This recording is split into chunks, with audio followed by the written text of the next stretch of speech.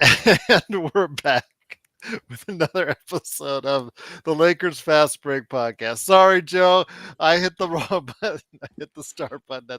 Oh, you were in the middle of a rant. It's Gerald Glassford right here with the Lakers Fast Break. Pop Culture Cosmos, where we cover the latest news and trends in pop culture. How are those Dodgers? Every week, twice a week, wherever you get your podcasts. Plus, if you could like, share, subscribe, follow, do whatever it is that you can to support us right here at the Lakers Fast Break. Pop Culture Cosmos, Inside Sports Fantasy Football Game Source. Of course, the great folks at LakersBall.com. Go ahead and check out Joe Soro's angst on Los Angeles teams, not always named the Los Angeles Lakers, right there for you at LakersBall.com. Plus, also as well, he owns a great company that he isn't angry at because he runs it so well. It is Simblades. Simblades with a wide. What if Dave Roberts was running Simblades? I don't think Joe would like There that. would be no sin blades if he was running it. It would be dead after a year, or I would That's have thrown him off a cliff by then. right. But if you do like everything out there when it comes to a great lawn in the Southern California area, yeah, I guess Dodger Stadium, Chavez Ravine could use a new kind of lawn. Go ahead and do it today with Simblades, Simblades with the Y.com.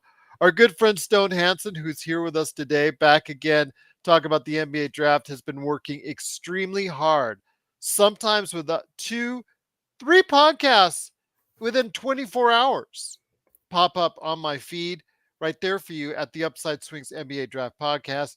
Him and the guys are really working hard. So please go ahead and follow them. Check out their podcast. Go ahead and get the latest news and notes from the NBA draft right there at upsideswings.com. Plus, also as well, Lakerholics.com. Unfortunately, everyone out there, no Lakerholics this weekend. Both guys are on the move for graduations and other stuff in other states. So go ahead and check them out next week. But you can always catch them at Lakerholics.com. And our good friend John McCalian.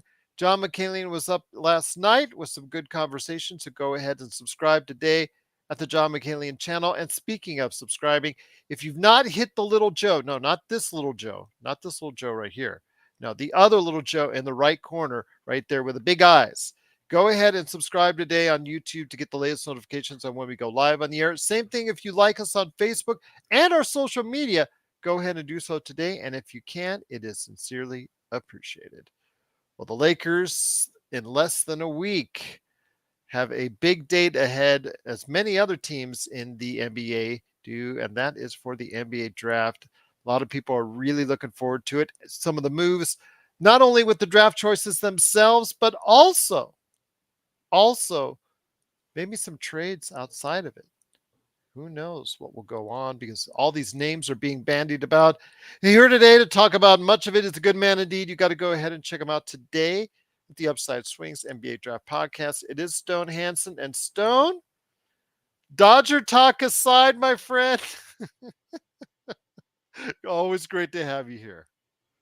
Yeah, I'm happy to be back on and talk draft. This is obviously the busiest time of the year, but I'm feeling good.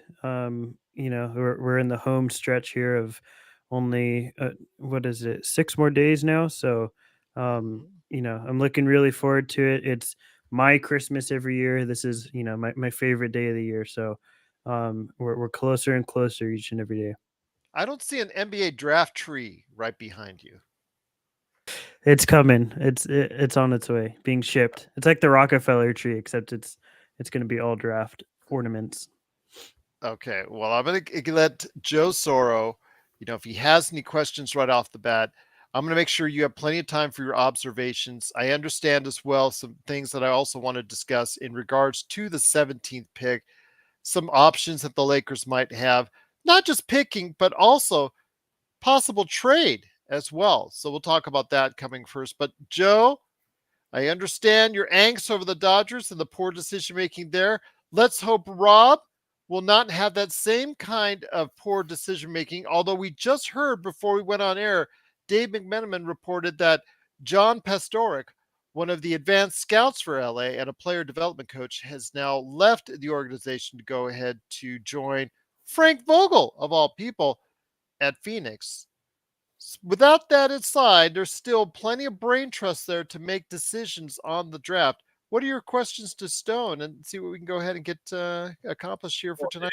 in navigating the NBA landscape at the moment, I think I was able to finally find something of relevance today Mhm. coming from Wojnarowski, Woj, in that he sees the Lakers doing what we've been talking about, which is standing pat, not going for the big fish, and controlling what you can control. Now, the 17th pick, I'm obviously not anywhere near Stone Hansen's expertise here, which is why I enjoy him on the show because he can always be that guy, right? I don't have to put in that extra work. Stone's put in extra work. Uh, I'm I've seen maybe 5 or 6 mocks online, and they all have different picks. Yep. So I really don't know. I honestly can tell you there is there's no way of knowing, at least from my end, on what direction this is going to go. So Stone, I guess my first question, and this is going to be more NBA draft question versus a Laker draft, is why do we keep hearing Brandon Miller's going to go too? I really want to know why. Why Because would ESPN, Charlotte do that? Why would Charlotte ESPN, do that? Because they already have LaMelo. Folks, don't best player. This is the NBA draft. You can sort of do that in the NFL draft, sort of do it in the MLB draft. NBA draft, you have to draft the best player available. So, Stone, is it just fluff? Is it just BS? Just because, or what is does that have any legs? Um, So, anyone who obviously follows the NBA to any sort of degree does know that this is the time of season where there's just smoke screens galore, right? Everybody wants to put out different narratives and leak different things to reporters because they want to make teams think that they're doing what they aren't doing, right? That's it's all leverage plays a lot of the time. Um, I think that it's not as solidified that Miller is going to as it's being made out to be. I think a lot of reports have him going to. Personally, I think that would be a mistake. I actually see Lamelo and Scoot being a fantastic fit. People view them both as primary ball handlers. I think Lamelo is even better as an off-ball guy rather than an on-ball guy. A lot of people will disagree with me because that's just the role that Lamelo has been playing since he got drafted. But I think that's actually not when you look at like the catch and shoot numbers. He's 8% better as a catch and shoot guy, coming off of assisted shots rather than self-created shots. Like I think he's just better off ball. His passing is really nice when he's able to do it off the ball and process what's happening before he gets the ball. And I think he's not the level of advantage creator that Scoot is. Like I think Scoot is able to get downhill better, is able to create more as an initiator better than Lamelo can. And that's not any knock on Lamelo because I think Lamelo is still a fantastic, great young player. But I think Lamelo is even better as a and helps the team more as an off-ball guy. And I think him and Scoot would be a fantastic pairing. I think that a lot of the Brandon Miller stuff, I think it's 50-50. I don't think it's 100% that Miller's going to, and I don't think we can definitively say at this point that Scoot's going number two. But I think there is definitely a aspect of it that is smokescreen where um, they want people to think that Scoot might be dropping to number three and get teams to go, all the way to three, thinking that Scoot might be there when in reality Scoot will be gone. And um, that just means for the Hornets that's one less team that has less assets because they traded up to three to get Scoot rather than um, thinking that Miller might be there. So I think that there's smoke screens to be had, different leverage angles to be had. But I think there's still a very decent chance that Scoot actually does go number two despite the reporting. And actually, I wanted to go ahead and interject on that because it depends who you ask. I know that Search and Destroy, I was asking that in the chat. it depends who you ask. I know Jonathan Gavoni and also Rafael Barlow have both talked about leaning as far as Miller. I think that for me, Scoot is the answer at number two. I think there's no question about it from what I've seen, the hours that I put in on both, plus also the fact I've seen live Scoot in Henderson here when he was facing off against Victor Wembanyama. It left such a great impression on me as far as his sheer competitiveness, leadership, and willing to win. And he went in there with the mindset he was the number one draft pick and not Victor. And that, you've got to have that mindset. And I'm not sure Miller has that kind of mindset when it all comes down to it. I just see also more talent.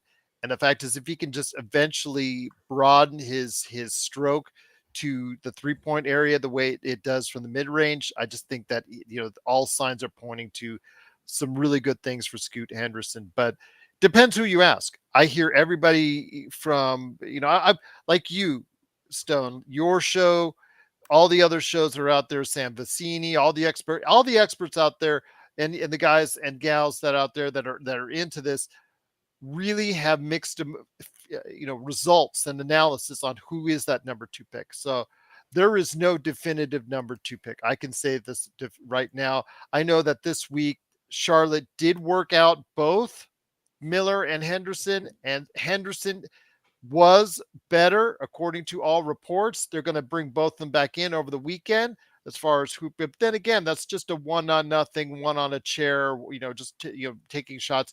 That's not a 5-on-5 full.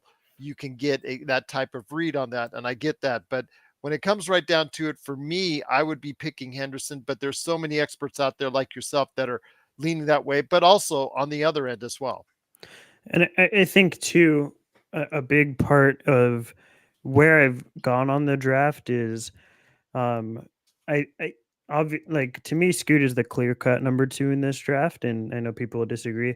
I think what's almost even more important to me in terms of how I've shifted how I think about the draft in a big picture perspective is that, I think process of what you're thinking when you take the pick matters a lot. So if you think that Scoot can't work with LaMelo, I think that's just a failed process, because I think that's missing what LaMelo is as an off-ball player. But if you think Miller's just a better player than Scoot, although I might disagree quite a bit, I think it's better just to base your pick on that rather than the fit problems that you may have at number two, if that makes sense. I do want to mention before I get it back to you, Joe, Adam had an excellent question about right now.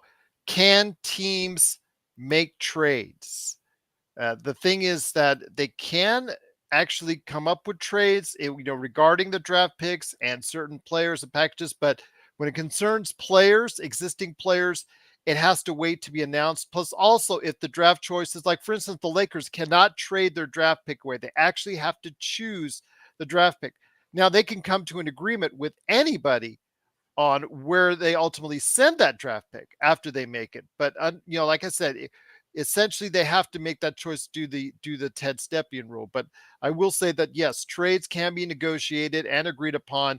But if it involves existing players, I believe obviously do the cap and the thing, because of July 1, it rolls over to a new salary cap and all that stuff as far as the new CBA and all that, that you can't just, for the most part, trade players outright or players and picks or packages until you get into the draft. You can come to an agreement on it, and then it really solidifies itself during early July, if I'm not mistaken, Stone, unless it's for existing players under contract that fit under the cap. Yeah, so I do believe that the Lakers, as you're alluding to, have to They have to make technically the pick. pick, but Yes. beforehand they can consult the player they're going to trade that pick to, and that team can tell them, this is who we want you to take at 17. So Yes. essentially the other team is making that pick. It's just by technicality formats, the Lakers are the ones selecting it on draft night, but in reality, whatever team they might be trading it to is are the ones who have the decision of who they're picking. Search and destroy. That's a great question. That's going to lead into my questions here in a sec. But before I ask it, Joe, what's your next thought? What's your next inquiry with Stone? Any thoughts that you want to go ahead and bring Stone out on? Yes. Which player will drop unexpectedly? Mm. I wish I had the answer to this. This is the my job in the draft is to evaluate and scout on who these players are.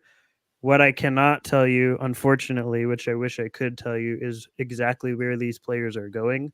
I just don't have that sort of intel. I wish I did. I wish I could tell you. I do my best to figure out what that is, but I don't have anything, other outside of Wembanyama going number one that's really concrete. I think that there's different guesses we can take for sure if we want to go down that road in this conversation. But I think it's very this draft in particular is very difficult to determine because I think there's a lot of players that have three, four different slots within the lottery, and then once you get outside the lottery, there's the way I've been defining it is it seems to be there's like a top 12. It appears at this point in time, within the draft, and outside of that 12, there's maybe another 5, 6 guys, and then once you get past there, there's you know probably 40 guys you can make a case with that can go anywhere between 25 and 60 really. So I wish I had a better answer for you, Joe, but unfortunately I just don't have that sort of intel. Plus, also, we don't know all the medical reports because quite often, if you see a player that's dropping, like for instance, Bryce Sensabaugh, I know that there's been some rumors about, his knees, which might be part of the reason why he might be dropping already in mock drafts. But when it comes to draft night, sometimes there's some reports, medical issues that come to light that only the teams know about. And if you see a player that drops, you could actually see them drop because of that reason primarily, rather than just based off of like a talent evaluation basis per se. So that's usually when somebody drops over 10 spots, I usually think it's a medical issue. Is that not correct, Stone? Medical or some sort of off court thing that I just don't have the Yeah. intel on. I would, like I said, I would love to have that sort of info. I just don't at this point. The other aspect is when I'm viewing or evaluating prospects, for example, like Derek Whitehead in this year's draft, for instance. I think Second foot surgery, I think, correct? he had a foot surgery prior to the Duke season, and he missed some games in the beginning, and then he just had one over this off season. Yeah. Um, I am not a medical expert. I wish I was, and I knew how these long term would affect him. In general, the skepticism is, if someone's had multiple lower body injuries, that's a big red flag. Not every lower body injury is the same, is equal. There's a lot of guys that go on to have very successful careers. There's a lot of guys that have totally flame out careers and don't last very long. Um, I don't think it's wise to say this guy has injury red flags and therefore should not be on the Lakers' radar. I think that without this proper medical evaluation, it's too difficult to determine that. So the way I view prospects and evaluate them is I just don't really factor it in because I don't have that sort of intel to make a definitive decision on that.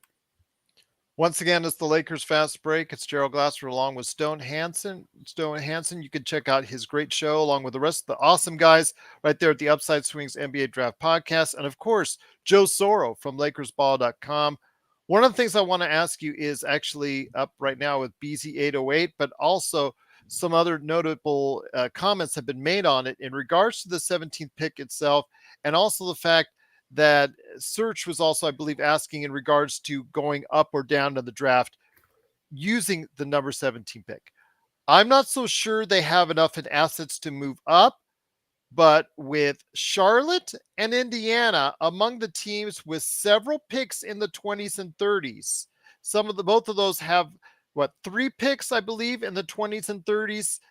There could be a package deal that the Lakers would be waived, as far as if they don't see a person on their board that they like that's at 17, if it doesn't fall right, they could be entranced and invited on that. But also for an existing player, your thoughts on the possibility of the Lakers keeping that number 17 pick just for that reasons or those reasons?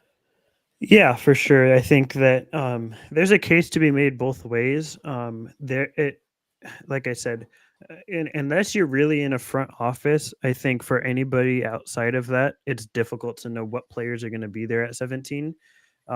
If there's a player I really like, I would rather just sit there and see who falls. If by that point at 17, there's not really any players that I'm super into, and we could get into who those guys might be if you want. But then I am completely okay trading back to like the Nets have 21 and 22, the Pacers I was have gonna say like that too. as you said 26 and 29, the And Hornets 32. and 32, and the Hornets have other picks. So I'm okay trading back depending on who's still there at 17. But at this point, it's just impossible to know who might be there. So I would rather, wait and see once we get to pick 17 or once, pick 16 is around there and go from there. I don't know how the Lakers plan on viewing that. I do know I'm with Joe in that there's a lot of faulties to be had with Shams and Woj's reporting. They're basically good for once trades happen, like that's who you go to. But in terms of speculation and stuff like that, there's a lot of behind the scenes stuff as to why they tweet things they tweet. A lot of But smoke if screens. exactly, and if my recommendation for a lot of people, and I'm not even friends with this person or getting paid to say this or anything, but is Jake Fisher out of Yahoo Sports, formerly from Breacher Report. He has a lot of very good intel that he's putting out there that I don't believe to be, smoke screens or he's being told to say these things. A lot of it is just things he's hearing and is just putting in articles and putting out there. Something he released, this week, maybe even today, all my days are mixed up at this point, but is that he said the Lakers are considering trading down. So it's definitely a real possibility, I think. And Fisher is one of those guys that I view as pretty reliable in terms of being accurate. A lot of what he said has happened to come true and come to fruition. So I do buy that as being a real possibility that we trade down. Um, I think that the Lakers are going to want to see how the board shakes out, at least through the lottery, and then maybe go from there and discuss other options and maybe have those lined up, being talking to teams, being like, if our guy isn't there at 15, 16, then we'd like to make this deal with you and have those plan Bs set up ahead of time. Joe, any thoughts on that? I think that was very well said, and I appreciate you answering that question because, again, for me, I think those options have to stay relevant on the board, but also for an existing player as well, if that can be, constructed as far as with LeBron's time frame and window now closing very rapidly. You have to start thinking about maybe using that 17 pick on an existing player as well. He would have to. You would have to get a player of relevance. Um, Sorry, there's fireworks being blown out behind me. It's a normal thing every now and then. The the 17th pick would have to be packaged with a signed D'Angelo Russell, and possibly Austin Reeves for a star. That's the only way I see that happening. It'll have to be somebody relevant to the point where they're like, we have one more year to go to win a championship before LeBron is gone. That's why I truly believe that none of that's going to happen. I believe the Lakers are going to stick with what with the game plan. They're going to draft 17. I have full confidence they're going to pick the right player because they've been doing it for a very long time. They've been really good in that department. And then try and sign Rui and Austin Reeves. And I believe if they sign Rui and Austin Reeves and draft someone of relevance at 17, they'll look at this offseason as a success. Then it's waiting to see what happens with the Chris Paul situation. Will he play for the vet minimum? You do not bring in Chris Paul for a dime over the vet minimum. I don't care what he's done. I don't care where he is. I don't care how much he wants to play for the Lakers. Nothing over the vet minimum. That's I where I think stand on that. I think it's fair just to say not for a dime. Like I'm completely fine not having Chris Paul on this roster, despite it being a vet minimum. Sure. There is a positive if he is there as a vet minimum. He does have some value. Granted, it might be for only half the season, but then that's the point. The point is we need a couple of veteran players that are going to play a certain way when it matters. I know Chris Paul hasn't come through in terms of championship, but I think to be fair, it's still a team game.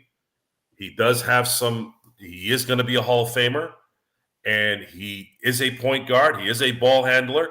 Those things all help someone like LeBron not have to burden the minutes during the season. I would seriously support if Darvin Ham came the uh, into training camp and said, "Listen, guys, we have Chris Paul at the veteran minimum. We are going to play him 24 minutes, and we're going to play LeBron 24 minutes the whole season." I would totally be cool with that, and that's ultimately why I would be okay with him there.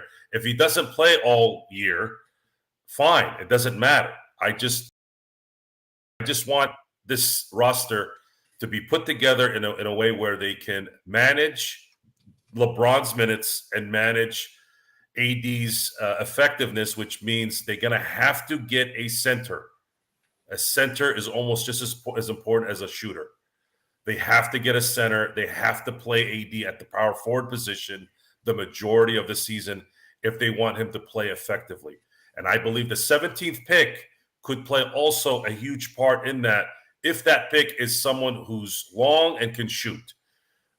Most of the guys that I've seen in the draft that are long and shoot are terrible on defense. Those who can play defense are usually short guys, and so on and so on. There's no one in this draft, other than in the top 5 pick, let's say, that have this kind of total package, at least being able to play defense a little bit and shoot. It's like you either shoot, you're tall, and can't play defense, or vice versa.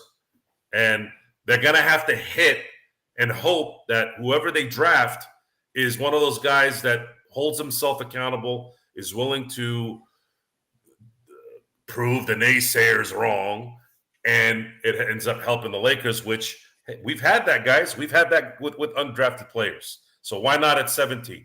Why not at 17? Yeah, I do want to.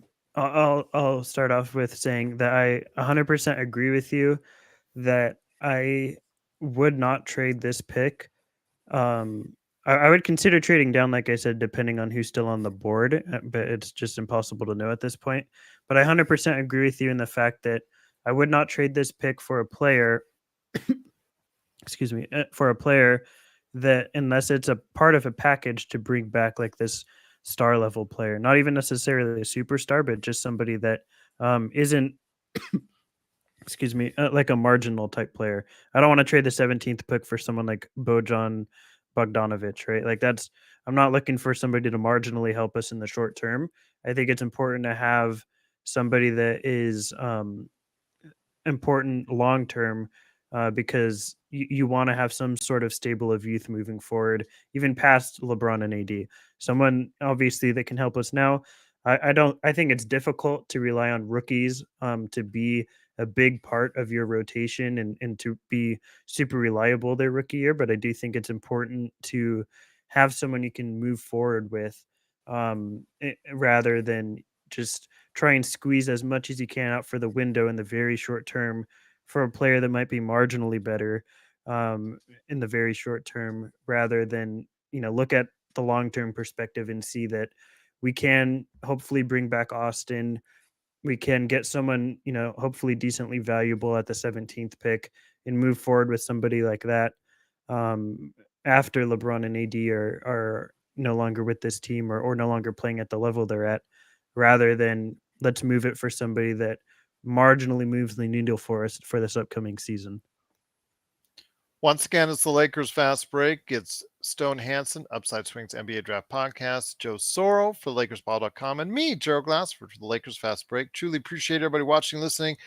I know that we had some comments from, I was going to show up right here, Mississippi Dog, talking about AD wanting to play the 4, messes everything up. I just think that, during the course of the season, Mississippi, that it's just so hard on him physically. Your thoughts on this, Stone? I know Joe is very adamant on AD at the 4. I kind of like that option as well because, again, being someone that is still, he's no longer undersized, because as he's grown, the body has matured and grown with him on that. So now he is a full-fledged center, but you can see it takes a toll on him when he plays the 5 as opposed to when he plays the 4. Yeah, I mean, I think that's totally fair. That the problem is when you look at our team, um, you have to consider the fact that our two best players are just not very good floor spacers, right? Like they are not the best 3-point shooters. And if you add a center who also isn't a 3-point shooter, you now have three guys that can't really space the floor, and it makes it very difficult in today's league to build around that. I'm not saying it can't be done. I'm just saying it makes it a lot more of an uphill battle. I think that you have to be really smart with the five that you bring in.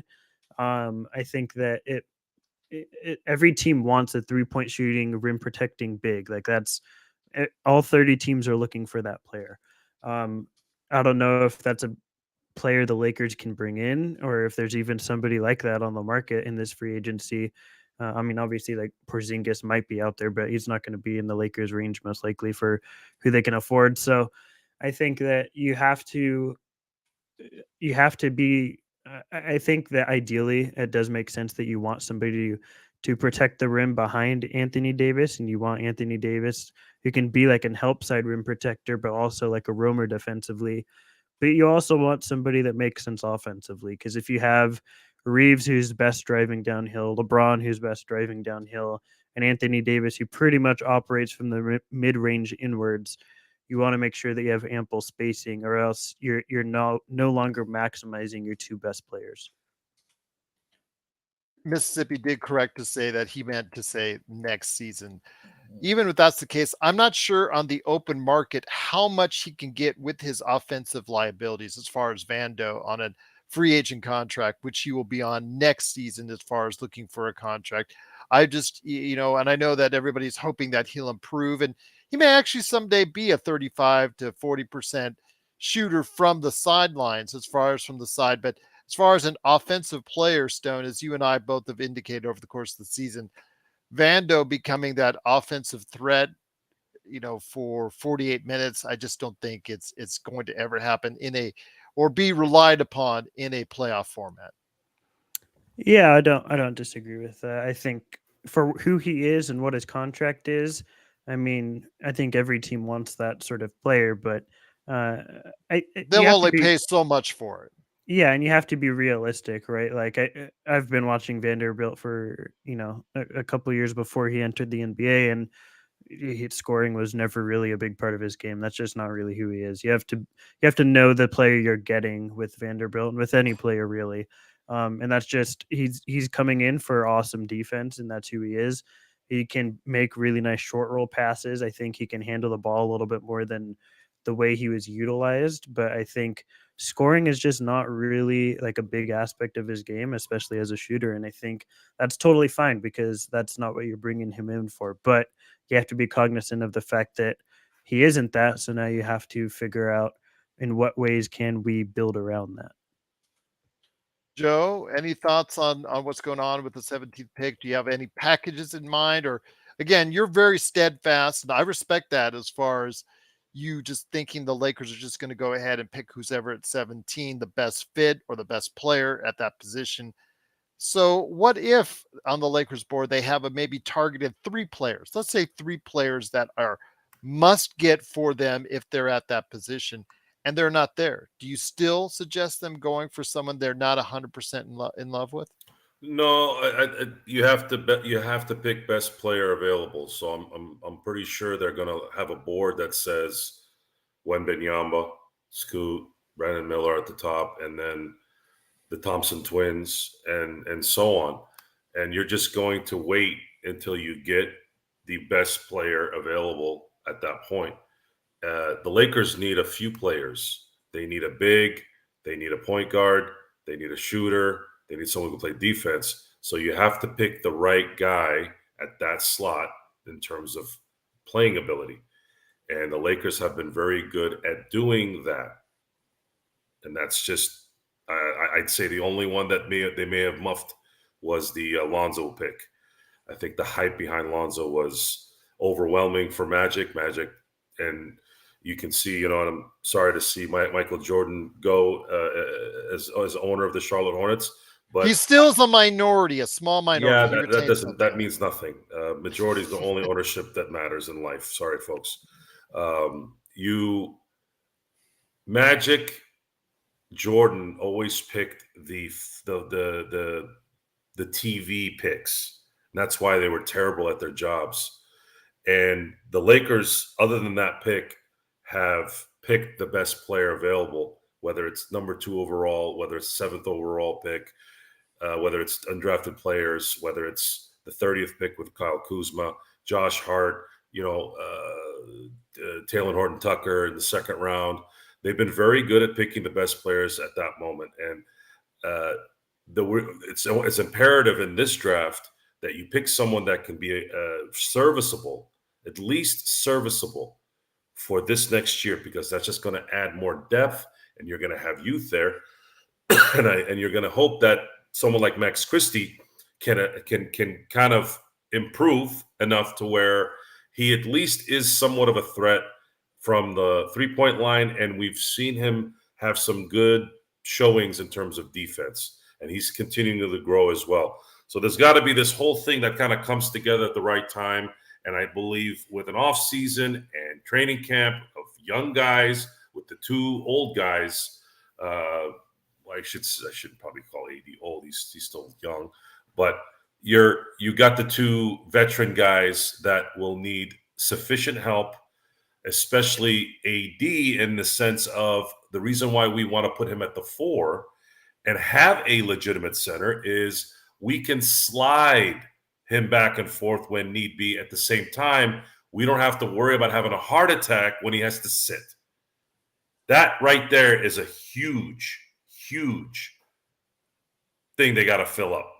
They got to be able to play somewhat coherently when AD sits, because I would like to see AD play 35 minutes a game instead of 38 or 39 if possible. I just don't think he's that kind of player. I wish he was, but he's not, which makes you kind of appreciate Shaquille back in the day. I mean, you're talking about a guy that was 100 pounds more than AD, who I know he did miss games, and I know he never played 82 games, but he was always there when you needed him, right?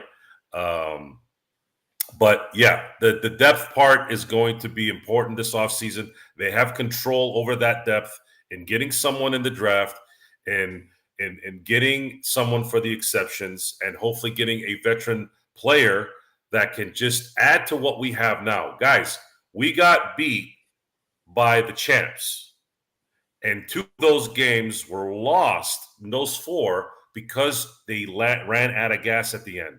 So just imagine if you had 2 or 3 more players that can give you a little bit more in those final minutes.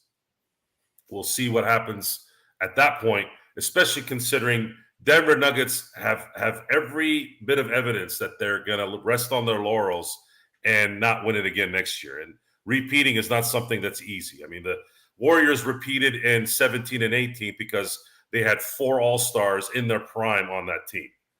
The last time a team repeated before that was a LeBron out of his mind prime time with Chris Bosh and Dwayne Wade. And then before then, Kobe Bryant.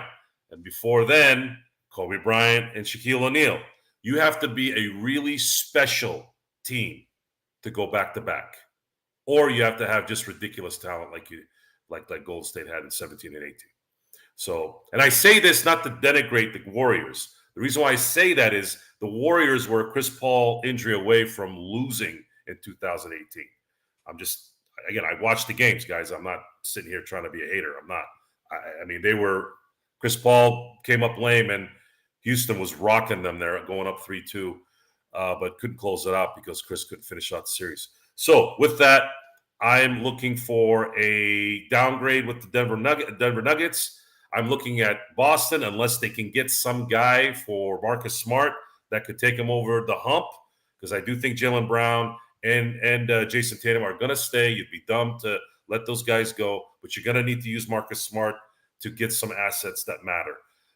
Other than that, I see Boston doing the same thing they've been doing the last 3 years. If they don't do that, Miami will be the little engine that could, and maybe they might make it to the finals. Maybe they won't. I don't know. Philly is a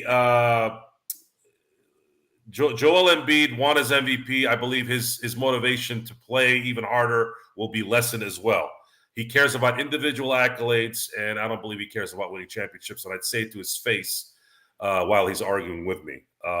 James Harden, I don't know where he's going to go, but if I was Philly, I would be the most aggressive team in the NBA right now, trying to get somebody else. That Kendrick would be the Perkins team. had him going to LA today. Yeah. And Jordan's going to come out of retirement and come to LA, and Kobe's and Kareem is going to come out of retirement and play center because we need a center. And yes, I can go on right now. I'm already steamed up about the baseball game. I'm trying to keep my mind focused on basketball right now, because if I could see Dave Roberts right now, I would seriously take every piece of furniture and throw it at him. If I was the general manager, first of all, he would have been fired 3 years ago if I was general manager. But if I was if somebody somehow teleported me into that position right now, he wouldn't even make it out of the freak. He wouldn't make it to the clubhouse before the end of the game was finished. But anyways, I digress. The Lakers need to continue to control what they can control. I don't want to think about what ifs and stupid prognostications, because they are stupid. We probably learned our lesson with this Russell Westbrook thing. I know I did. And let's see if you can put something together that has depth. You have some youth now, especially if you sign some of these guys. And let's put a system in that allows guys like AD and LeBron not to have the burden on them. That's going to be the important part, because when you saw Jokic get into foul trouble, guess what, guys? Denver didn't really lose a lot. They still persevered. They still went forward. They still extended leads. That's what championship teams do. And that's what the Lakers need to do. Both Denver and Miami had opportunities with Jokic on the bench with foul trouble, and both we and the Miami Heat didn't deliver. I mean, they didn't get the lead. They didn't cut down the lead far enough while he was on the bench. And you're right, Joe. It amounts to they had enough in the tank. They had enough depth to go ahead and overcome what the Lakers and Miami could throw at them. So Lakers really only need one more player. Let's say they sign Rui and Austin Reeves. They really need one more player that can make a shot when it matters. If they had had that, and we were hoping D'Lo would be that guy, and he wasn't. We just need that guy that can make a shot, that can go, damn it. That's what we need. And then, and then hope that LeBron and AD can. I mean, you got to give them credit for toughing it out. I 100%. AD toughed it out. LeBron toughed it out. It's just that I don't want them to tough it out anymore. I want them to have some. We can't get those fourth quarter sit downs anymore. Remember, we got our first one in the playoffs. We need these guys to be preserved during the year. I would prefer them to have it during the game. I don't want them to take 80 games off. That's where I stand on that. go ahead.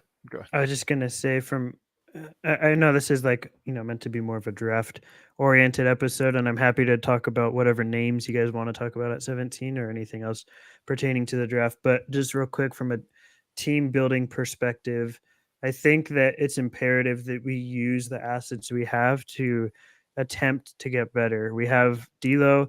I think it's important that we try and use his salary in a way to bring back somebody that might be more beneficial to this team, or at least look around at our options. I think Mo Bamba and Beasley, despite them having the amount of money they're making is bad. They are expiring deals, and I think that can be attractive for somebody that's looking to shed a little bit of long-term money with this upcoming CBA.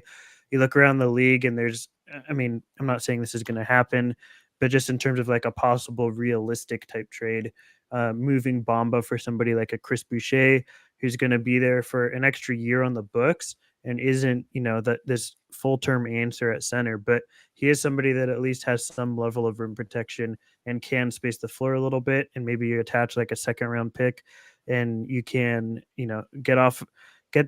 help the Raptors get off of longer term salary and address and put a band-aid on the need for this upcoming season. I just think there's ways to look at this without having to, go way over the top of sending everybody out for a star, and addressing some needs with a slightly upgradable type player. Just even though these contracts are big and inflated, they're expiring, and I think that holds some level of value to teams looking to shed salary. But in terms of like the draft or anything, I'm happy to answer whatever other questions you guys have. Once again, it's the Lakers Fast Break. It is Stone Hansen from the Upside Swings NBA Draft Podcast, along with Joe Soro from LakersBall.com. It's me, Gerald Glassford. Thanks so much for watching and listening. If anybody wanted to hear our thoughts on Bradley Beal, last night I think we were pretty clear on our, I guess, disdain for Bradley Beal, who I think, and I'll just give you a little bit of hint as I did in the chat, worst contract in the league. And right now, I think we talked about for years Russell Westbrook being the worst contract in the NBA. It is no longer him. It is now Bradley Beal because you still owe you owe him over $200 million. It's a no trade contract. It's a $57 million in the last year for a guy in his 30s who hasn't shot over 40% since 2016. So you do the math. It's not that good. So if Miami wants him, they can go ahead and have him for all I care about right there. But it is the Lakers Fast Break. I want to ask you this, Stone. When it comes to what we're seeing with the Lakers, I did mention early in the show that John Pastoric, who is an advanced scout for the LA, plus also involved in player development, has left the team in order to go ahead and join Frank Vogel in Phoenix. So let's say they hire Stone Hansen to be a part of the Los Angeles Lakers, and they sit him down in the meeting in the war room, and they say, okay, Stone, what are the best options for the Lakers that might be in and around number 17? Yeah, well, if you are part of the Lakers front office and you're listening, I am available for hire. There you But go. having said that, my the way I would put it is I'd be very happy if we could get someone like Nick Smith Jr. I think that I've been in on him all year. I know people have a lot of questions. He had injury concerns this year. He didn't look great. He was in a poor contact with poor spacing. I get all of that. I think that he's still a really valuable lottery pick who provides a level of floor spacing, defense from the guard position, and is a really, really good passer. And if you watched him in high school, I think a lot more people would be in on that line of thinking rather than what they were just able to see at this year at Arkansas. I would be open to trading up a couple of spots if somebody like Grady Dick were there. I think if we were to move, I know Lakers fans are going to hate me saying this, but if we were to move like Christie in 47 and move up like 2 or 3 spots and he happened to fall that far, I would be very in on us doing that. I think that he is a two-way player. He's going to have a little bit of on-ball defensive concerns, but I think he's a fantastic off-ball defender who is rotationally very sound and this is a very stacked three-point shooting class. I think it's pretty, unarguable that he's like a top three shooter despite that in this class. And, being like 6'7", can hit movement shots, can hit his shots in a variety of different ways. I think that's important. And I think that that is somebody I would be willing to trade up with if he were to fall a little bit lower than expected on draft night. The other guy that I think as of late, I've been really surprised. I've been hearing that like certain workouts he's canceled and he's starting to drop a little bit on mocks. I don't have like the best intel as to what is happening with him, but Kassan Wallace is somebody that's been falling a little bit. It seems to be like he's falling just outside of the lottery and maybe the Lakers range. I don't know if that's going to happen draft night. Like I said, I have no level of confidence in anybody outside of Wembanyama in terms of mocking somebody where they're going to go. But I think that Wallace would be like another home run pick where he is probably the best off ball defender I've ever evaluated from a guard position. He's a really good on ball defender as well. He ended up taking more of a point guard role throughout this season. For Kentucky when Severe Wheeler went down and was able to run the pick and roll very competently, grew as a shooter, grew more confident as a pull up shooter, really strong finisher. I think he just checks a lot of boxes from a defender standpoint. We don't have a point of attack defender, and I think he can definitely be that. And does provide like a steady point guard role for us. So I think that's really valuable too. Those would be like my three pie in the sky type picks. I'd be over the moon about if we were to trade up or they were to somehow fall to us. Like that would be, I'd be ecstatic over those three guys. There's another tier I'll get into briefly, and that would be like Kobe Buffkin, Bryce Sensabaugh, or Brandon Peldziemski. Those three guys, I think, they're all guards. I think Buffkin is definitely the best defender of those three. He is really a solid defender, really solid finisher. To me, definitively the best Michigan prospect in this class, who can play both on and off ball. I think. Um, Sensabaugh, I think I've already discussed on the show a little bit, but is definitely a really high level shooter who can create a little bit on his own, but doesn't need to create a ton of space to be able to be super efficient as a shooter. Can really use his frame as a finisher, can finish with either hand. Not the best defender. It's going to take a little bit to get there. But again, my perspective on the draft is you're looking at what these prospects are when they're at their best in their primes rather than who these players are their rookie season. I think that's a flawed way to look at the draft. I think you want to look at the draft as to who these players will be in the long term rather than their very first year. Podziemski is another guy I think that can be really effective in his first year and can be a good long term um, prospect for us who really filled in for Jalen Williams' role at Santa Clara. Yeah, I think is probably one of the best on and off ball guards in this class. A high level shooter, very high level field guy who can pass out of the pick and roll, operate in that way. One of the best rebounding guards I've ever evaluated. Gets after every single board. Has athletic concerns from a lot of people. I don't see it as that huge with the amount of motor and hustle that he has. So those would be like the top six guys I'd be looking at with 17. Joe, just outstanding thoughts there from Stone. Before I get it back to you, my friend, one thing Search and Destroy was asking, and also Mississippi Dog, props to you, my friend. Really great conversation and thoughts out there on who you think between Jed Howard, which is a name that's popped up as well. Kobe's teammate, who was actually picked ahead, was in most mocks this time a month ago was ahead of Kobe and now it's flip flop. But, you've had some great thoughts there. Imani Bates, as far as once the number one kid coming out of high school, has dropped to a second round status. Could be someone that the Lakers might be interested at 47 if he goes that low, or if you get him in a package as far as picks are concerned. But before I get to Joe, I wanted to ask something that Search and Destroy was talking about. Joe was stressing, and a lot of people are stressing, and I agree as far as AD at the number four. If you don't search for a center that can be effective right away in the draft, like let's say a Lively being at that pick, where would you go next as far as the center is concerned? I think this is a very underrated draft in terms of undrafted free agents or guys even at 47 who, again, you're not usually looking for guys to be like rotation, necessarily reliable rotation players in their rookie years. But I think this is one of the classes where you can look at that at the center position.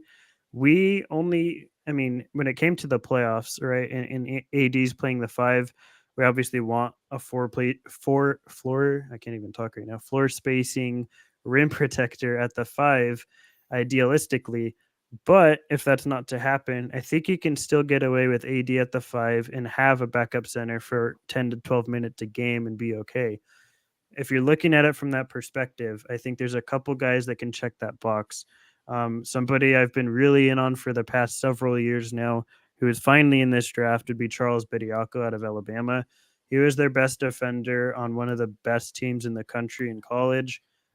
Really solid rim protector, plays drop defense really well, does nothing but dunk offensively and can pass out of the short roll. I don't really care because if that's your backup center, it can still play competent minutes. That's mostly what I'm looking at and care about. And if it's somebody at 47 or undrafted free agency, you're probably not getting much better than that, anyways.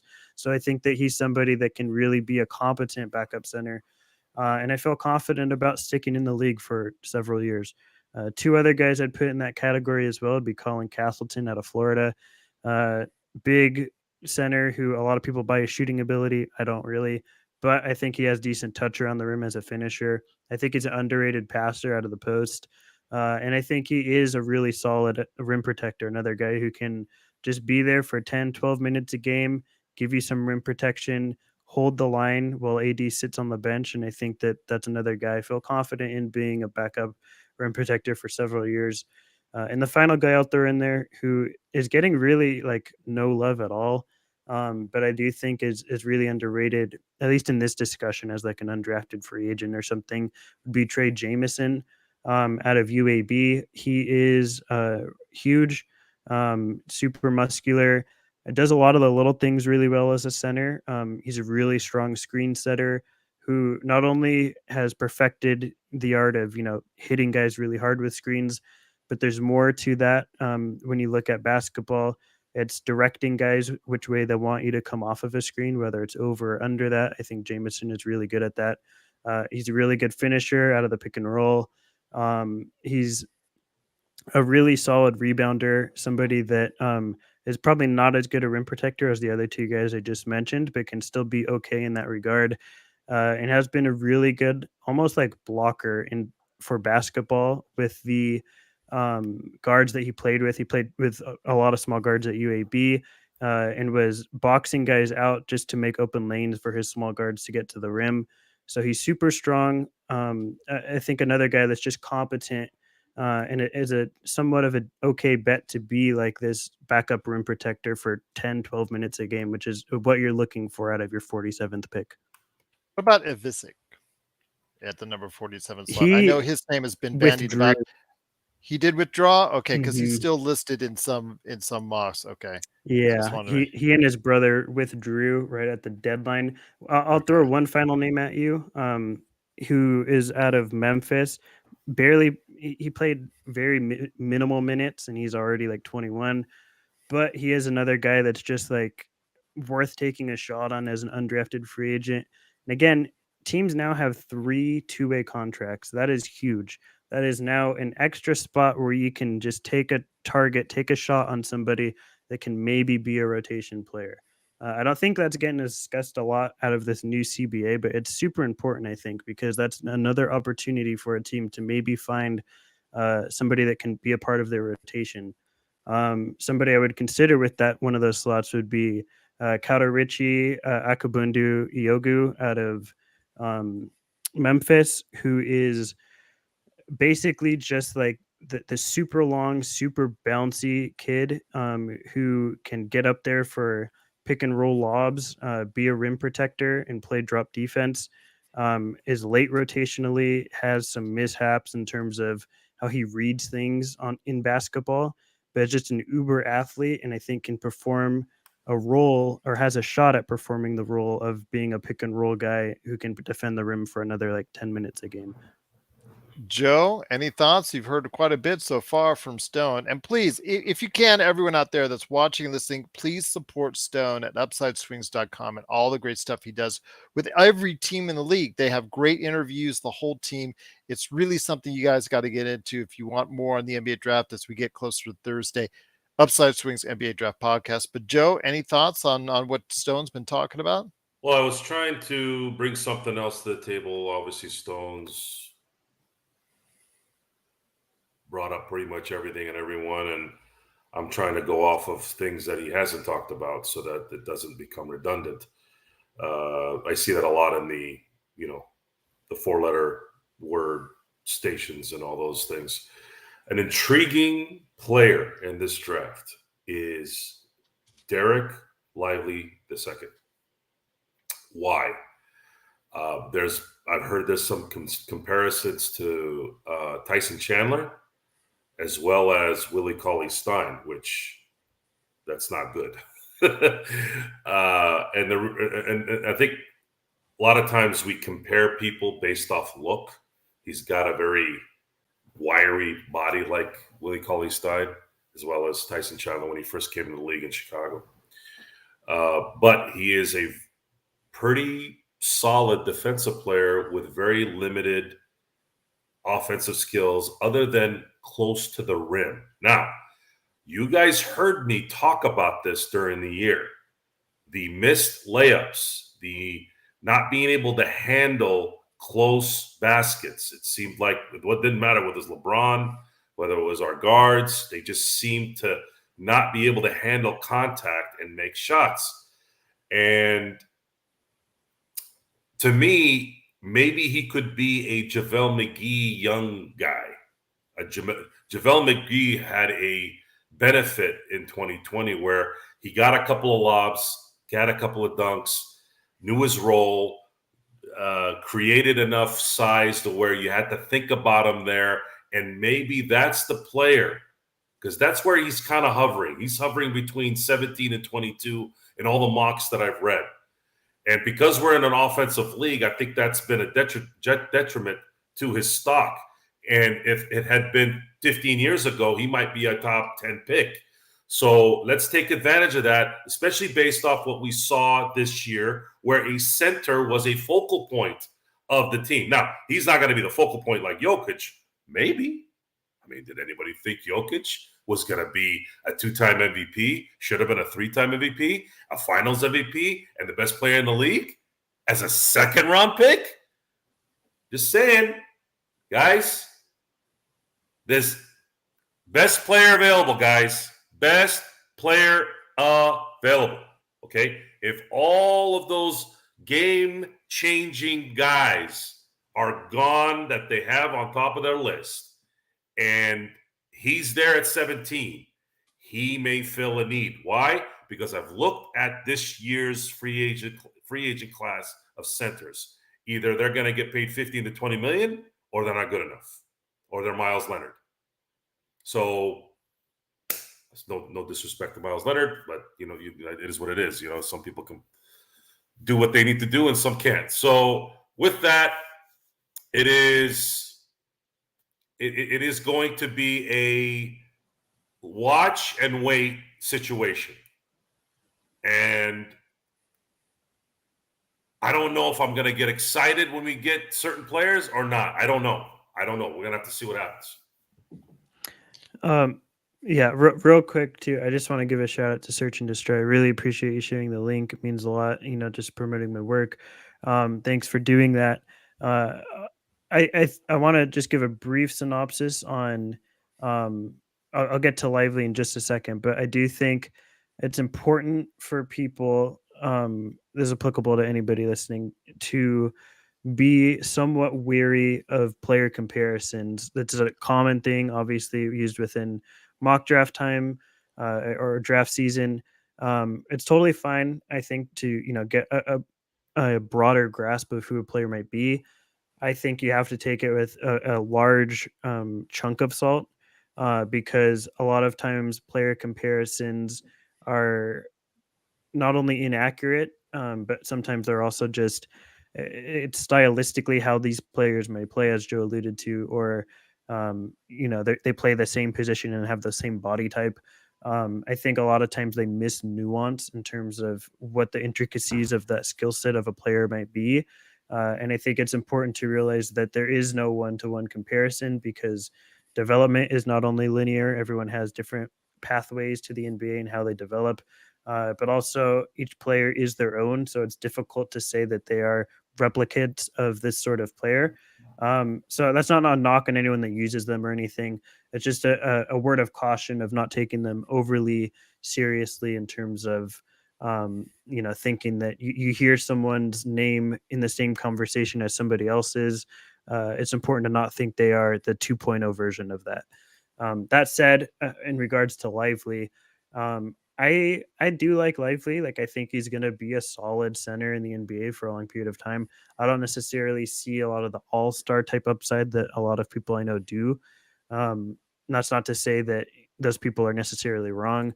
I'm wrong a lot of times too, but I think that it's important to have a broad variety of perspective on these players, because I think we've seen in the past a lot of times people that the consensus has been wrong on a lot of players. A lot of players have been touted as these high-rated prospects and don't pan out. Willie Cauley-Stein is a good example, right? Jahlil Okafor. There's many, many more I could go down the list of, but these players were highly touted. Consensus all had him as top lottery picks. There's players in my mock draft that are, or my big board, excuse me, that are gonna not pan out the way I had thought they would, and there's players that are way away from consensus. I have Jerace Walker outside of my lottery right now, but I think it's important to at least hear the reasoning as to why those people may have those sort of ideas, because consensus has been wrong a lot of the time. So why not listen to perspectives that stray away from that, because maybe for once they might be right. So in regards to Lively, I think that he, um, for me, is more of a late first. Obviously, he's going to go much higher than that. I'm not predicting that he goes in the late first. But I think if he is there for 17 at the Lakers, um, he's somebody I can maybe talk myself into as being a formidable 17th pick. Like I said, I am weary of having three non-floor spacers on the court at one time.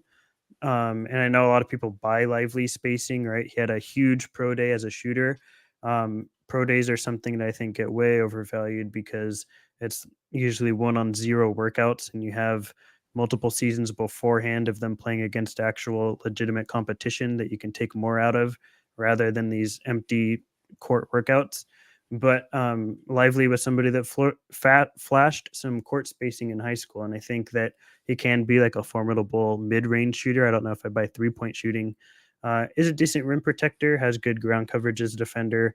But to me, it just profiles more as like a really solid, low-end starter as a NBA center. But everyone has their different perspectives, and I respect that, as long as you have the proper reasoning in terms of your evaluation behind it. Once again, it's the Lakers Fast Break. Stone Hansen for the Upside Swings NBA Draft Podcast. Truly appreciate all the time he spends with us, not only during the season, but obviously outside of it, right here talking the NBA Draft. I know he's asked also as well to go ahead as we get closer to free agency and in the summer, talking about, having a stop by after he's done with his draft requirements and stopping by to talk about what the Lakers need to do. And oh boy, there's a lot the Lakers need to do this summer. So we'll see what happens. Scarlet and Blues asking about the UCLA kids, starting with Bailey. There's also Jaquez. I know those guys are like low to mid second rounders, if I'm not mistaken, from what I'm seeing and Somebody had evaluating. Jacques as 17 as a pick at 17. I'm like, Yeah, where the he hell did they get that? he Yeah, probably, that's I think Jaime Jaquez is probably going to go between 20 and Maybe it 40. was Laker Tom in disguise. probably.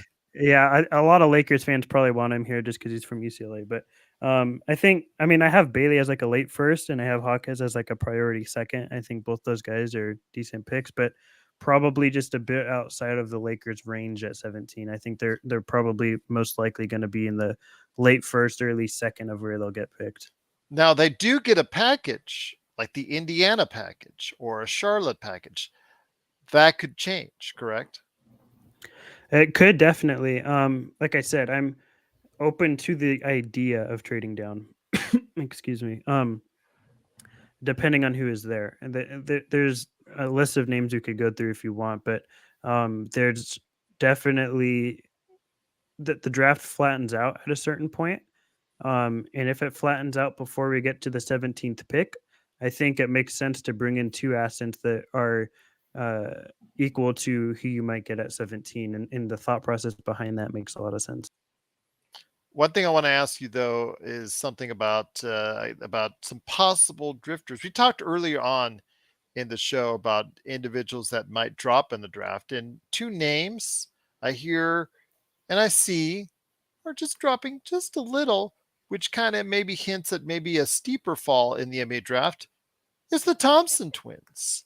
If not one, maybe both. So your thoughts on the Thompson twins, Amen and Asar, both very athletic, both could be, very good playmakers at the point guard position or maybe at a wing, but both have shooting issues. Your thoughts on the Thompson twins, and have you been hearing those same things about them possibly dropping below? At one time they were, at least Amen was number 3 in a lot of mock drafts. Now we're seeing possible top 10, and I've seen Asar drop a little bit further on a couple of them. So it's just they're little bit by little bit is what I've seen them drop just a little bit. So it might lead to a bigger drop in the NBA draft. Yeah. I, so, so I am, as I mentioned earlier, I tend to not not intentionally, but like I'm generally far away from where consensus is with a lot of people. Mhm. That's not me trying just to be different. That's just, my takes on how I viewed these players, and it just plays out the way that it does. Um, I am really high on Amen. I think Amen is a top three prospect, unquestionably in this draft, and is worth taking a shot on that high. I would really struggle to see him falling past four, even if Houston doesn't keep that pick and they were to trade it to somebody else. I just think that to me, it seems that he, Brandon Miller, Scoot, and Victor are probably the four in some order in one way or another. And I think those guys would. I Cam think Almond. Whitmore, the hot name. He could, and if that were the case, I think Almond would definitely not fall past five. All Star is the interesting one. I am I probably of any person, at least that I've seen, and again, not like trying to be different, but just the way it's worked out is I am the biggest gap between the twins is probably where I'm at. Where I have Amin at three, I have Asar down at currently 21 on my board. So I have an 18 spot difference between the twins. That is because I think Asar is a significantly worse processor than Amin is. I think Amin sees things a lot quicker than Asar does. I think he's a much better passer than his brother. And I also think he's a bit more athletic. And Asar is obviously a ridiculous athlete in his own right. But I think Amin just sees things a lot faster and is able to take advantage of that as a creator and passer more so than his brother. I still have Asar as a first round pick. Like I think he's still a good prospect. I don't think he'll fall to 21 at all. That's just where I view him and where I take him in a vacuum, not where I'm predicting him to go.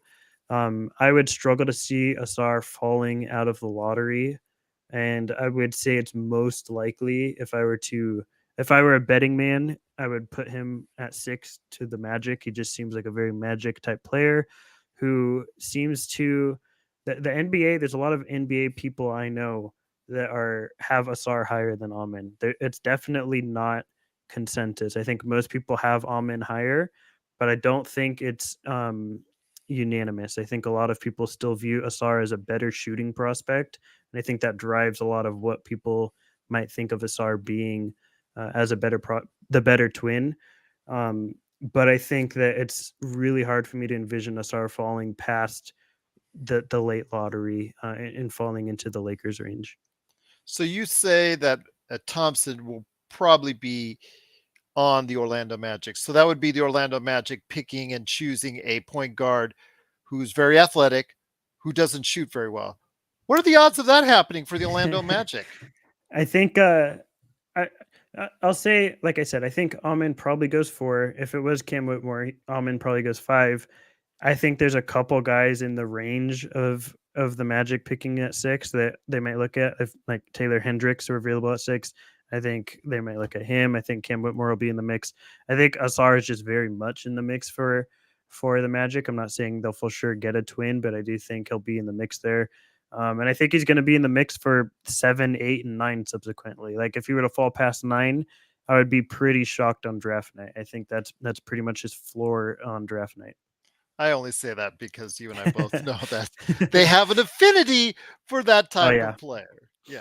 So, Joe, any thoughts before we start to wrap things up here on a great episode of the Lakers Fast Break, my friend? You're on mute. I am ready for next Thursday. Oh, that's So good. so But am I. I think the gap. I think Adam needs to uh, take some.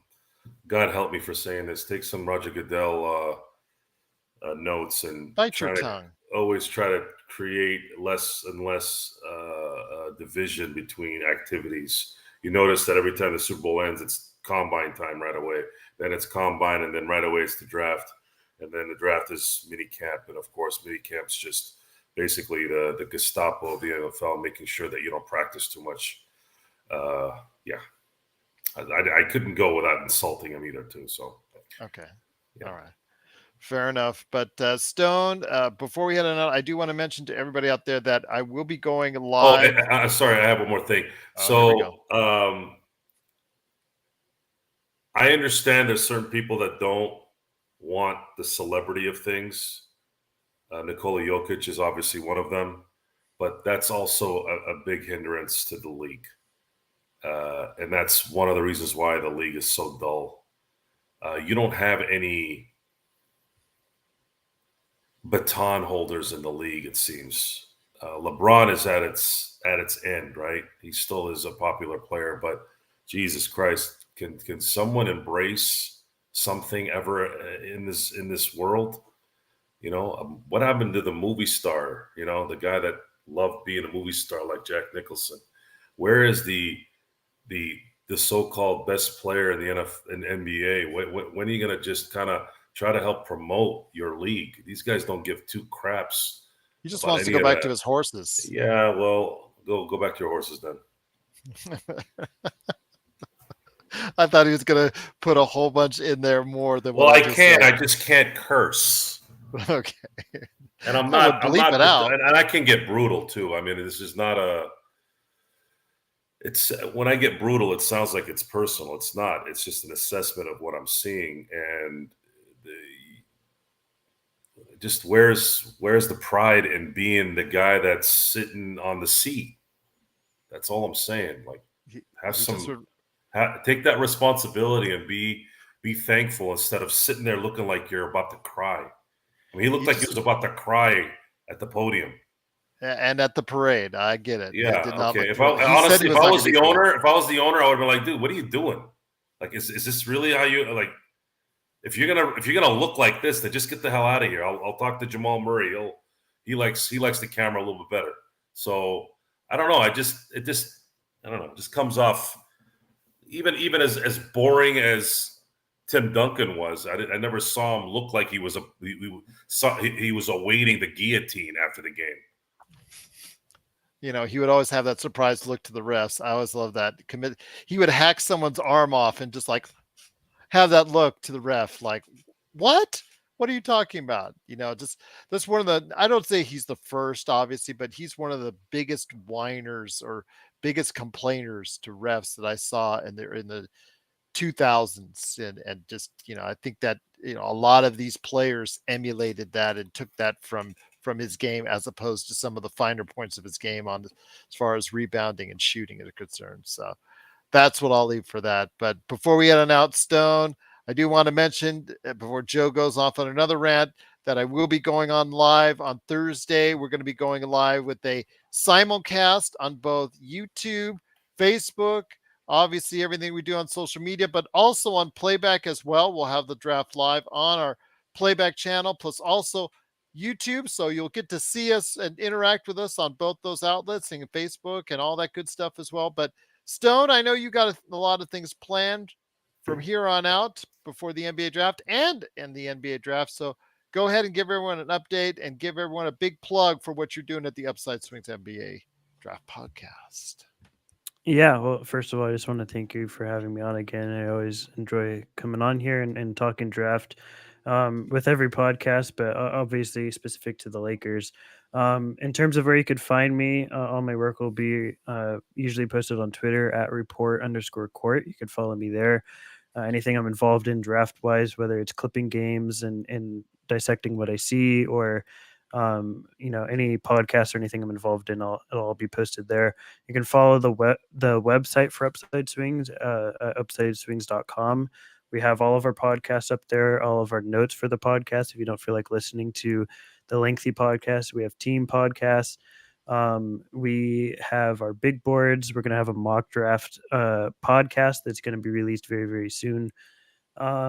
You can obviously, if you're not in the Laker Fast Break playback, um, there we'll also be running a playback, not to step on any toes or anything, but we'll also be running a draft playback. And if any of you guys want to pop in and say hi at any point, you're more than welcome to as well. We will be doing that, and I'm sure we'll have post draft episodes as well. Tons of stuff going on with Upside Swings, and you can listen to that wherever you listen to this podcast. I will say though that I'm very thankful that you came aboard and not only throughout the season gave us such great work, but also everything that you've done for us here in what we talked about here in the draft. And thank you so much for taking the time out of your day to go ahead and let us know and get us up to date on what's going on with the draft. I'm looking forward to seeing what's going on with upside swings. Now, when you guys do your mock drafts, are you doing it on all in one episode, or is it going to be, on several episodes? Yeah, so it's usually our like big extravaganza episode at the end of the season. We do it a lot for fun.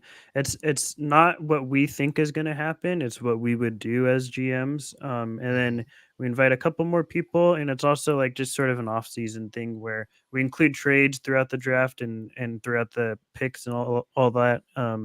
And we go through all 60 picks. It's probably going to be like 2 hours long, and if you want to listen to that and get your mock draft fix in, I know everybody loves them this time of year. You can go ahead and listen to that. It should be released pretty soon.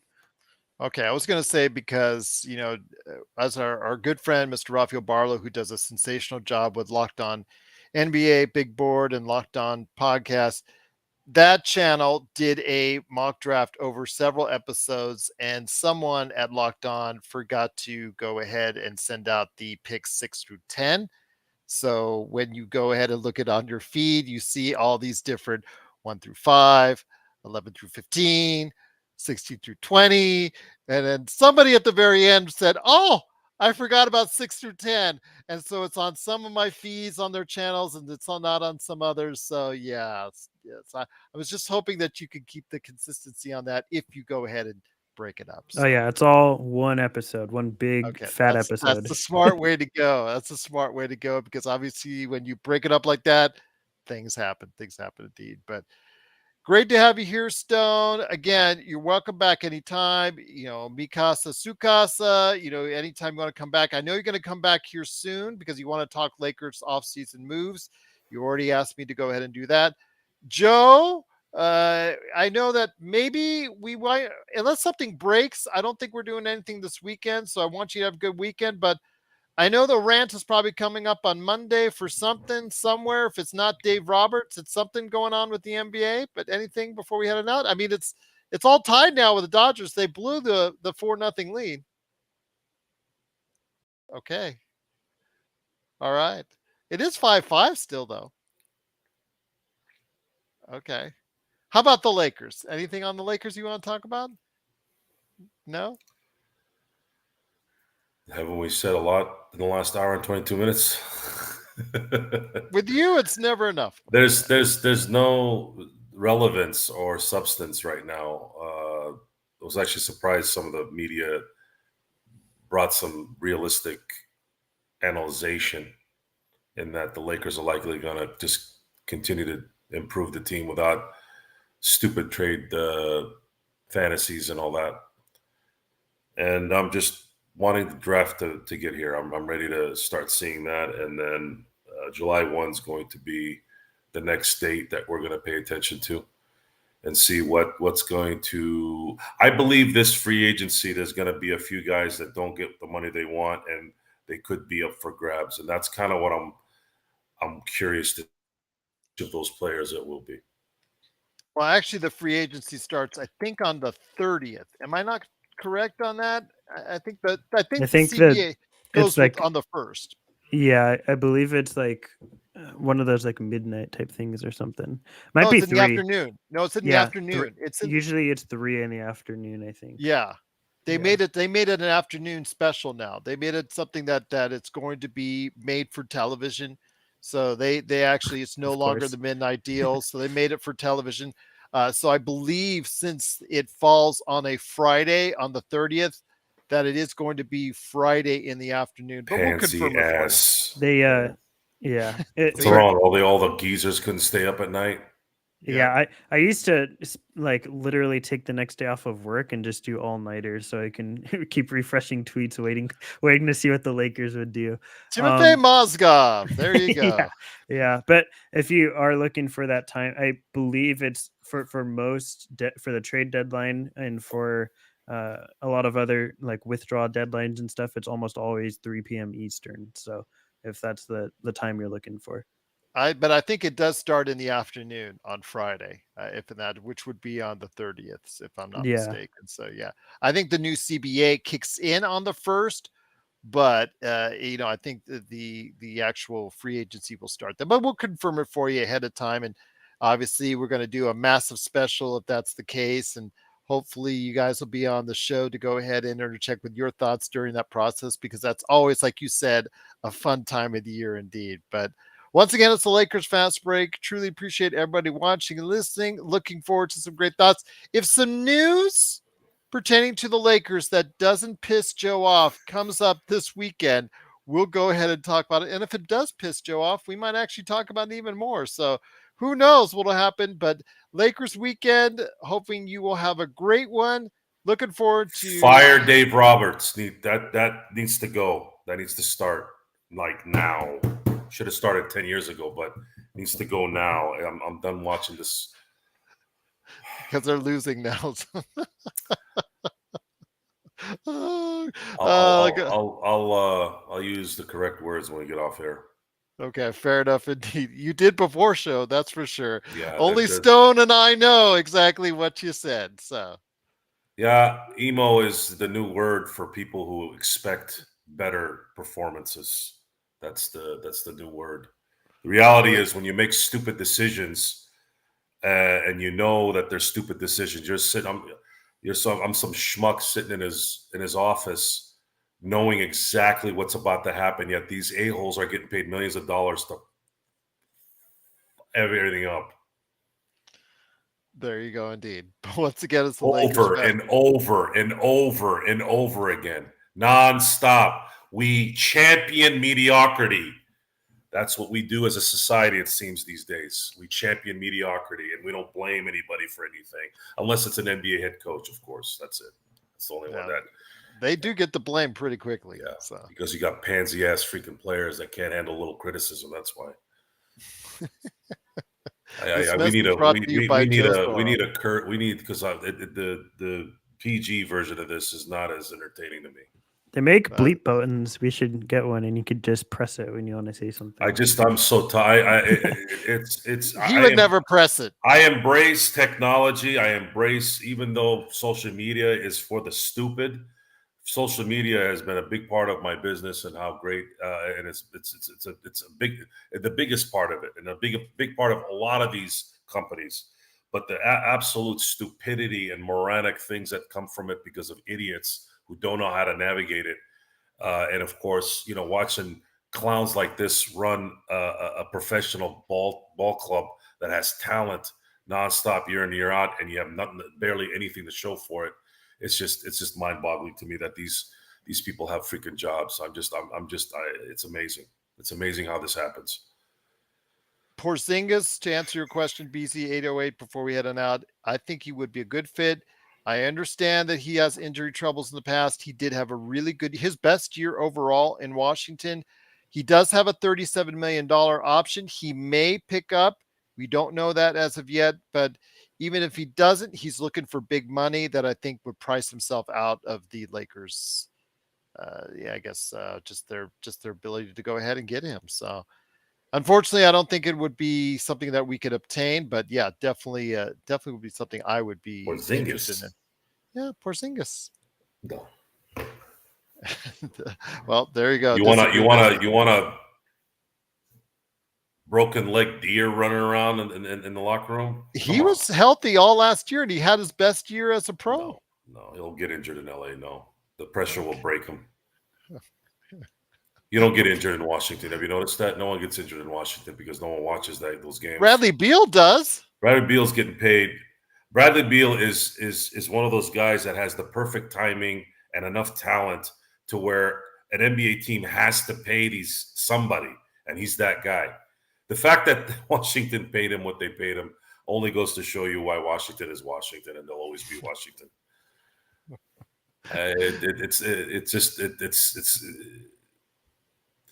Bill Parcells said it best: "You are what you are." Right? You are what you are, indeed. So if you wanna give Porzingis a medal for playing games, Okay. Give him a medal. Thanks for coming. Thanks for winning jack shit. Thank you. You knew he was going to do it at some point in I time. couldn't use another word. What was I going to say? Jack crap? No. Okay. So, yeah. All right. He has entertained us enough for this evening. It is Joe Soro. Please go ahead and check him out at LakersBall.com. And please subscribe to the Upside Swings NBA Draft Podcast, UpsideSwings.com. The guys do a great job there. Stone Hansen has dedicated so much of his time to the NBA Draft. You've heard him tonight. Please go ahead and check out all the episodes leading up to the NBA Draft at Upside Swings NBA Enjoy Draft. it for another 4 months, guys. Stone is going to retire at the end of the summer unless the Lakers hire him. So Yes. start sending those emails to the Laker brass and the ass. And we could go ahead and convince, or we can convince them to stay here, right here at the Lakers. We'll need to get to about 100,000 followers on YouTube and some sponsorships so we can make sure that we can get Stone to shack up somewhere besides LA, because LA is a toilet beyond Staples, a literal toilet. I live here, and I can't disagree. The too only much. place that's worse is San Francisco, and there are 4 toilets there. You hear me, people? Yeah, I said it. Yeah, I said it. Tell me I'm wrong. Go ahead. Tell me I'm wrong. I'm not. You can't. But you can't say it because somebody might feel underappreciated or insulted. You. There you go. Everybody in those places, you can eat it. Sit and spin. Clean your ass up. Clean the city up, you freaking bums. Just imagine so that Stone can go somewhere and live a normal life so he can help us out here. Come on. Do it. Sorry, guys, I'm pissed off. I am. I'm not feeling good right now. This game should have been finished about 45 freaking minutes ago, but because of a freaking idiot manager, this is the result. All this garbage, to go into extra innings, right? They're trying to save them for the freaking playoffs that we haven't even gotten into yet. You ended up playing these guys another goddamn hour so that you can save the goddamn pitcher who's pitching a no-hitter. That's the thing that pisses me off. That's what pisses me off. You take a pitcher out who's got a no freaking hitter in the 6th, who only pitched 89, who only had 89 pitches in the game, and is younger than freaking newborns. What's gonna happen if he pitches another two innings? What? His arm's gonna fall off?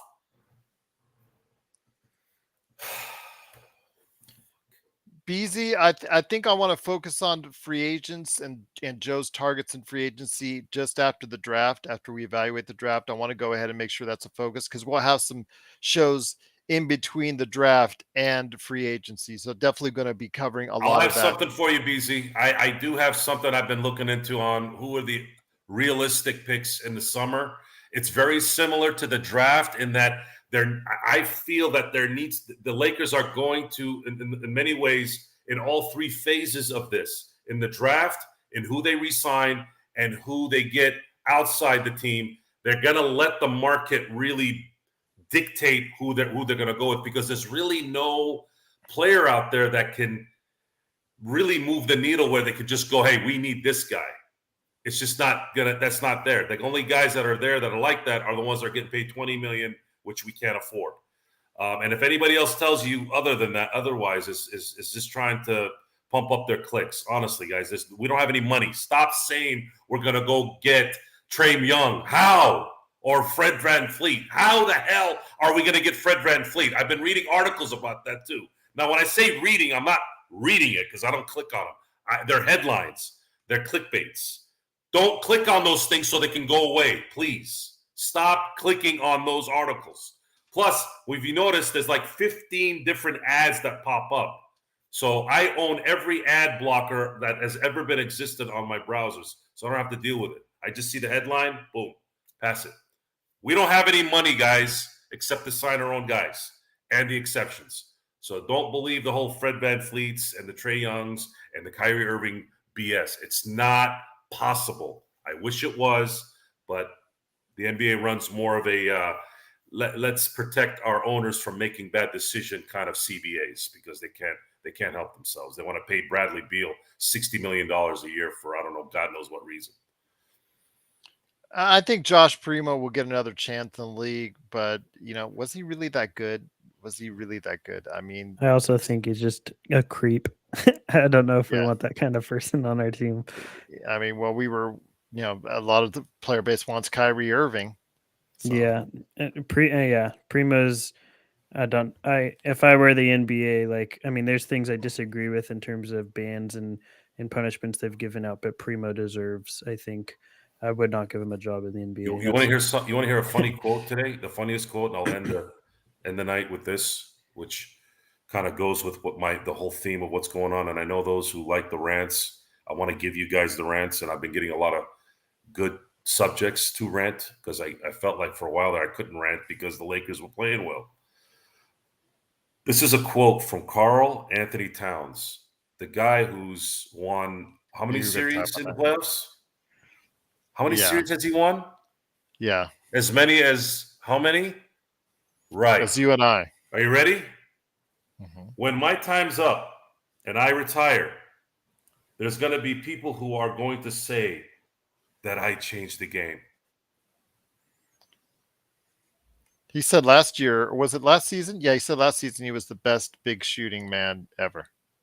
that I agree with. It's going to be a hot take, but I do agree with that. But what Joe said is asinine in terms of that quote.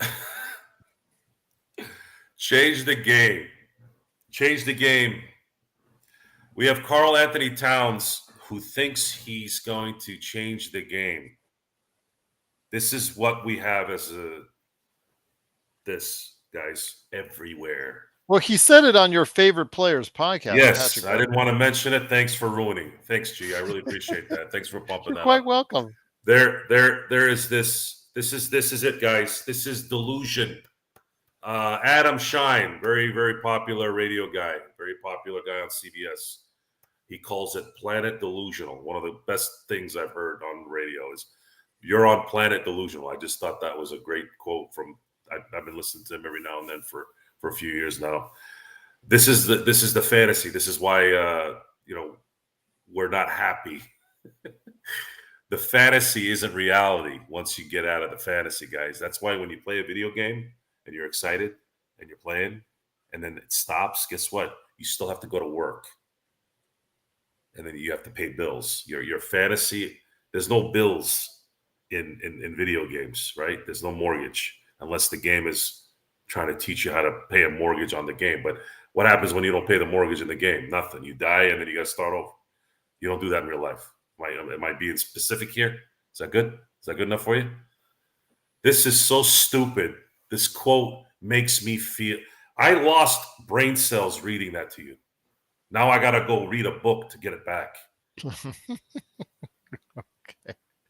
Fair enough, it is.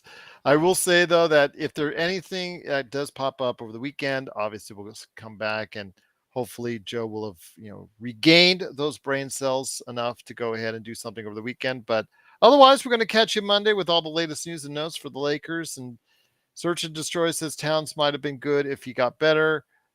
Well, again, he's got talent, but calling himself what he has as far as what Joe said, I don't know. That's a You little don't got to much. believe me. Let's use the two guys I talked about in today's show, Carl Anthony Towns and Joel Embiid. Go ask Jimmy Butler what he thinks about those two clowns. Go ahead. You don't need to talk to me. I'm just a Well, guy. I'm I'm just a guy I'm on some podcast. Mississippi Dog. I like it. If they could actually get away with doing it, I would for Porzingis. But Joe's not a big fan of trading, or at least getting Porzingis because obviously the track history behind his health is very much in question. So I like it. I think it would be a shot in the dark. Stone, what do you think about D'Lo Beasley in the 17 for Porzingis? Who I would consider it definitely. I don't know if I'd give a yes or no right off the bat, but I'd definitely consider it. Depends on who's at 17. I think that's just That's 100% correct. Whoever it goes at 16 determines whether I make that trade or not. Fair enough indeed. But once again, Stone Hansen, Upside Swings NBA Draft Podcast, Joe Soro, ranting and raving, always at LakersBall.com, Simblades.com, and of course, all of us right here. We will be back again. If anything comes up on the weekend, we'll be here. But yes, Search and Destroy Porzingis checks a lot of the boxes. Health, it's kind of like a half check right now. He did have a healthy season, but yeah, 2 seasons in a row, I'll wait and see. But it is the Lakers fast break. We don't hear from us. There's nothing really going on in Lakerland, but there is stuff going on by next week. We'll know for sure because the draft is around the corner and a lot of news I'm sure is on the way, and we'll report it no later than Monday right here at the Lakers Fast Break Podcast.